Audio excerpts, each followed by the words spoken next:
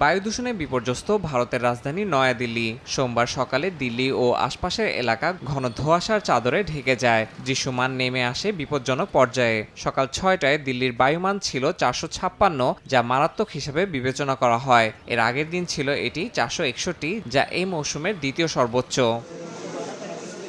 কম দৃশ্যমানতার কারণে দিল্লি বিমানবন্দরে ফ্লাইট চলাচল মারাত্মকভাবে প্রভাব পড়ে। ফ্লাইট ট্র্যাকিং ওয়েবসাইটের তথ্য অনুযায়ী অন্তত 100টি ফ্লাইট বাতিল করা হয়েছে এবং 300-র বেশি ফ্লাইট বিলম্বিত হয়। যাত্রীদের জন্য সতর্কতা জারি করেছে দিল্লি বিমানবন্দর কর্তৃপক্ষ।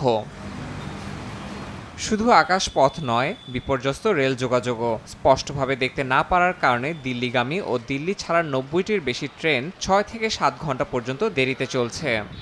আপনাকেই বলছি, ইন্স্যুরেন্স করলে সিটিতে সুরক্ষা পাবেন নিশ্চিত।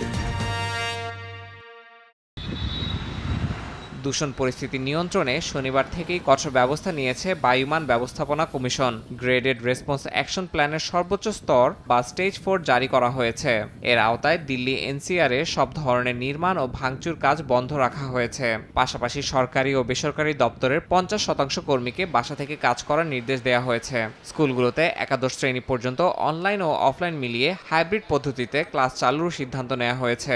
এদিকে ভারতের সুপ্রিম কোর্টও আইনজীবী ও মামলার পক্ষগুলোকে ভার্চুয়ালি শুনানিতে অংশ নেওয়ার পরামর্শ দেয়। পরিস্থিতির ভয়াবহতা বিবেচনায় যুক্তরাজ্য, কানাডা ও সিঙ্গাপুর তাদের নাগরিকদের জন্য ভারত ভ্রমণে সতর্কতা জারি করেছে। সিঙ্গাপুর হাই কমিশন নাগরিকদের ফ্লাইট স্ট্যাটাস নজরে রাখতে বলেছে।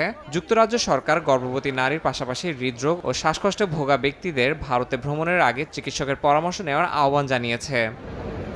ইয়াসিন মোহাম্মদ জিসান, সময় সংবাদ।